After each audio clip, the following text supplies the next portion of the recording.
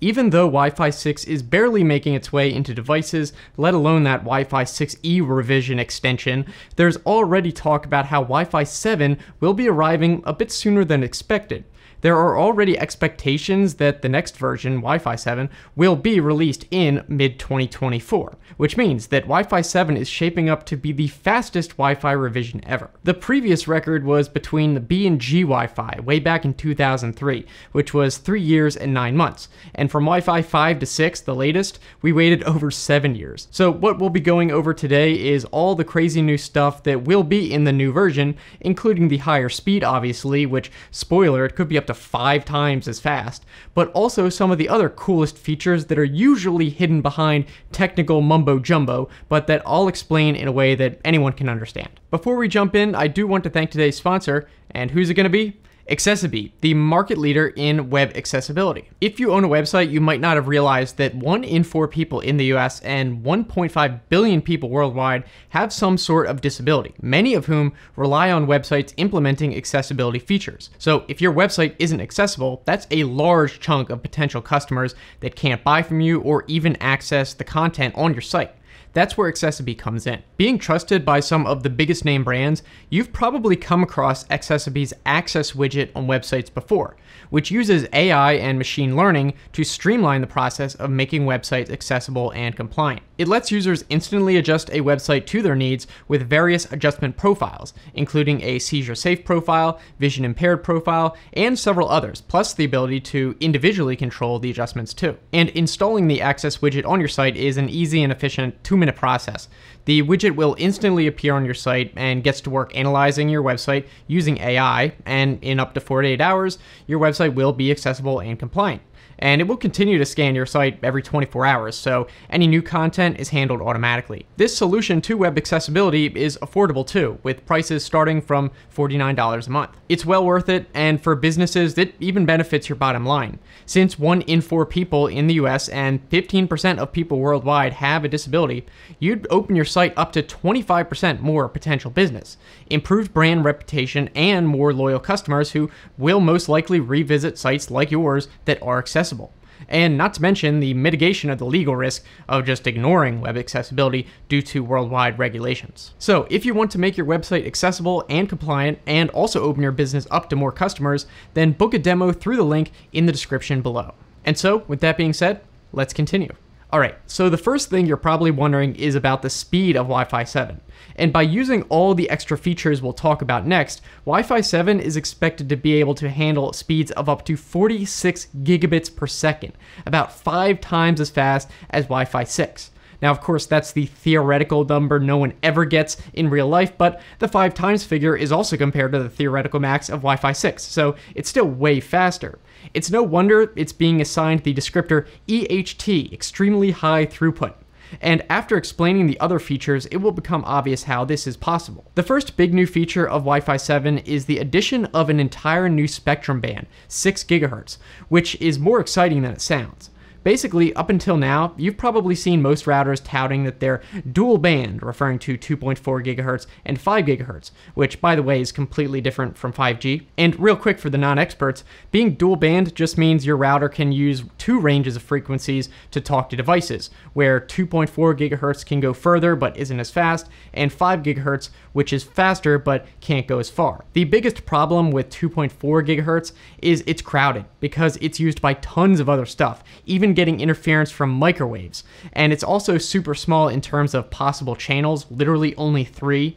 So if you live in an apartment building, well, there's probably more than 3 routers around, so they interfere. Now, 5 GHz solves a lot of this and is usually way better, which I explained in my only slightly clickbait video, Stop Using 2.4 GHz Wi-Fi.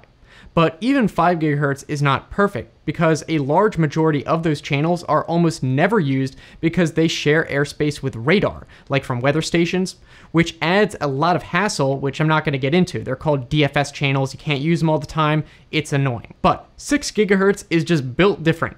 Where 2.4 GHz has just 3 channels, and 5 GHz has 9, not counting those DFS ones, the 6 GHz band has a whopping 59. Now, in some countries, they're not adopting the full 6 GHz spectrum, they're adopting about half of that, but that's still 24 new channels, and they might increase it later. Now, technically, I should point out that the new Wi-Fi 6E extension does have 6 GHz, but that's even less common than Wi-Fi 6, and by the time it rolls out, Wi-Fi 7 will be around and we'll have it all built in. So why should you care about 6 GHz? Well, all this spectrum space has a big benefit beyond just less interference from neighbors, which is you can combine channels to effectively multiply your speed. It's called channel bonding. This already has been a thing for a while, and actually most 5 GHz routers by default use 40 MHz wide channels, which is double the smallest possible size. So again, that means that 5 GHz only has 3 truly usable default channels, sort of similar to the problem 2.4 GHz has. Anyway, the upgrade here is that while Wi-Fi 6 supported up to 160 MHz wide channels, which was 8 channels combined, Wi-Fi 7 will support up to a whopping 320 MHz of combined channels. So that's one of the reasons why it is capable of such higher speeds, but it's not the only reason, which we'll get into later. Alright, now the next feature is pretty huge, which is something called multi-link operations, and again, it's not as complicated as it sounds. Basically, until now, if you have a dual band router, you can only connect to one of the bands at a time. Sometimes there will be a separate network name for the 5 GHz ones, and sometimes the 2.4 and 5 GHz share a name. In that case, it only looks like one network, but behind the scenes, your phone or device decides which band to connect to, since it can only choose one. However, multi-link operation means being able to connect to multiple bands simultaneously, not just combining channels, but multiple bands. So you can connect not only to 2.4 GHz, but also 5 GHz and 6 GHz simultaneously, or whichever of the signals are usable at that time. And this can have several benefits. The first obvious one is different data can be sent over all the bands at once, so you can get way faster speeds. But you could also transmit all of the same data over all 3 simultaneously for redundancy, therefore greatly increasing the reliability of the connection. Maybe a few bytes get lost on one band, but they arrive fine by another, so nothing has to be resent. And perhaps the router and device could automatically start doing this when all of a sudden some interference is detected. Or maybe when you're close enough to the router to use the faster 5 and 6 GHz, it uses that, but as the signal drops off, it automatically could start using 2.4. That would kind of be like a mesh network, where you have multiple Wi-Fi access points, and your phone just connects to the closest one as you walk around.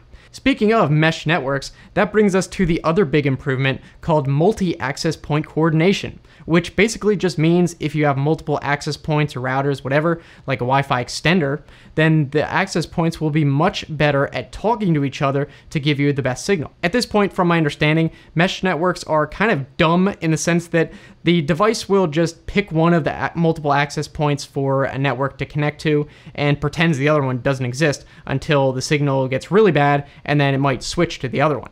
But it's not like one access point can help out another. It's just all or nothing. But with Wi-Fi 7, the access points will know more about what the other ones are doing. So say one access point, A, is talking to one phone that is far away, and access point B is talking to another that is close to it. But the phones are on opposite sides, so only one access point can see each phone. What point A could do is tell point B, hey, turn down your power, you're interfering with me, and your device is close anyway. Mine isn't, I need it. And that way they can coordinate to minimize the interference when it's not necessary. Another use is called joint transmission, and this means that 2 access points could agree to broadcast the same information to one device to improve the signal. So instead of each access point interfering with each other, they could actually work together. There are other ways that access points could coordinate, but I'm not really going to get into them because they are legitimately complicated. For example, access points would be able to broadcast a signal that partially cancels out the signals coming from another access point because it knows what's coming, so it can cancel out the interference, which is kind of wild. So there's a ton of new technology being put into the next Wi-Fi version, and it's not just a bunch of isolated features. Some of them actually play off each other. I don't know about you, but I'm pretty excited, and hopefully we will get it as soon as they say. Thanks again to accessiBe for sponsoring this video. Be sure to use the link in the description to book a demo so you can make your website compliant and accessible to more customers. If you want to keep watching, the next video I'd recommend is where I was going over 3 major new developments happening to Wi-Fi, one of which is Wi-Fi 7, which we just talked about, but there are other things that are coming out separately that are pretty cool, so you can just click that right there. So, thanks so much for watching, guys, and I'll see you in the next one.